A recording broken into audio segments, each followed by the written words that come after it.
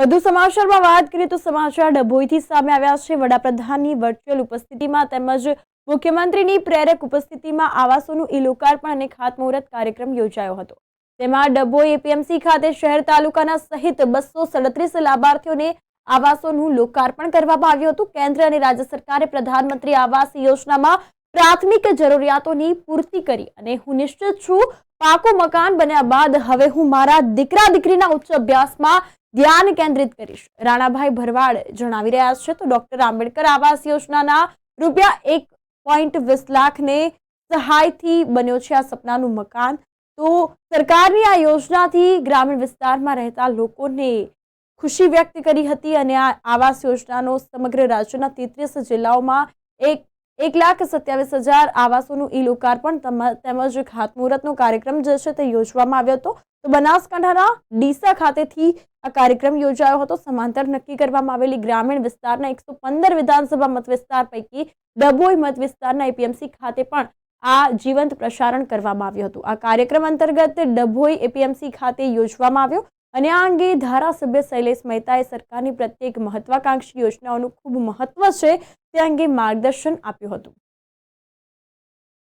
આજે ગુજરાતમાં ऐतिहासिक दिवस कही शकाय कि समग्र 182 विधानसभा में एक साथ वडाप्रधान श्री नरेंद्र भाई मोदी वर्चुअली हाजर रहा है। भूपेन्द्र भाई पटेल मुख्यमंत्री श्री पण वर्चुअली हाजर रहा है અને 1,27,000 જેટલા પ્રધાનમંત્રી આવાસોનું લોકાર્પણ અને ખાતમુહૂર્ત કરવામાં આવ્યા છે। કદાચ દેશમાં પહેલીવાર આવી રીતનો કાર્યક્રમ થયો છે અને એમાં લાખો લોકો વર્ચ્યુઅલી ઉપસ્થિત રહ્યા અને વડાપ્રધાનશ્રીએ સીધા સંવાદ પણ લાભાર્થીઓ સાથે કર્યા છે અને લાભાર્થીઓને સંબોધન પણ કર્યું છે। એના જ ભાગરૂપ દરબાવતી ડભોઈનગર ખાતે પણ કાર્યક્રમ હતો।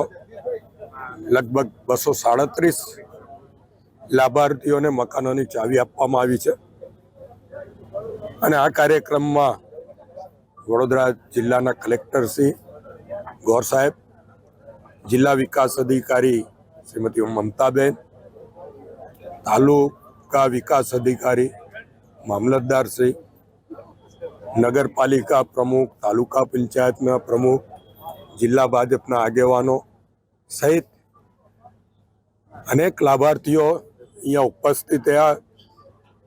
આપણે જોઈ શકીએ છીએ કે હજારોની સંખ્યામાં લાભાર્થીઓએ આજે આ કાર્યક્રમનો લાભ લીધો છે। વડાપ્રધાનશ્રીએ પહેલેથી જ કહ્યું છે કે 24 ડિસેમ્બર સુધીમાં કોઈ પણ ઘર વિહોણું ના રહે, દરેકને પાકું મકાન મળે, એના માટેના જે પ્રયત્નો ચાલી રહ્યા છે એના જ ભાગરૂપ આજે આ 1,27,000 મકાનો સમગ્ર ગુજરાતમાં લોકાર્પણ કરવામાં આવ્યા છે। આવા સુંદર કાર્યક્રમ માટે હું વડાપ્રધાનશ્રીનો પણ આભાર માનું છું, મુખ્યમંત્રીશ્રીનો પણ આભાર માનું છું અને જે લાભાર્થીઓને આનો લાભ મળ્યો છે એ તમામને અભિનંદન આપું છું। આજથી વર્ષો પહેલા અમે કાચા મકાનો રહેતા હતા, એથી અમને બહુ તકલીફો પડતી હતી। ચોમાસું આવે એટલે વરસાદ પડે એટલે અનાજ પલળી જાય, ગોદરા પલળી જાય, એથી અમને બહુ તકલીફ પડતી હતી। એથી અમને પ્રધાનમંત્રી આવાસ મળ્યું। આવાસની 1,20,000 સહાય મળી અને 23,500 અમારી નરેગાની મજૂરી મળી। એથી અમે અમારા ધારાસભ્ય શૈલેષ મહેતા અને અમારા મુખ્યમંત્રી ભૂપેન્દ્ર પટેલ અને અમારા વડાપ્રધાન મોદી સાહેબનો એથી ધન્યવાદ અમે માનીએ છીએ। માનનીય શ્રી મુખ્યમંત્રી પ્રધાનમંત્રી યોજના હેઠળ જે કે મેં લાભ લીધો છે તે વિશે મારે પ્રજાને તેમજ નગરજનોને થોડી જાણકારી આપવી છે। જે મકાન મને મળ્યું એવું મકાન એ લોકોને પણ મળી શકે।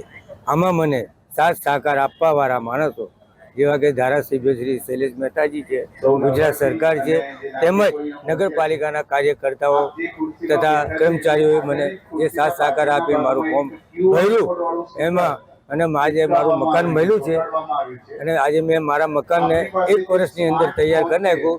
3.5 લાખ રૂપિયાની આ યોજના છે તે દરેક વ્યક્તિ આ યોજનાનો લાભ લે એવો મારો નમ્ર વિનંતી।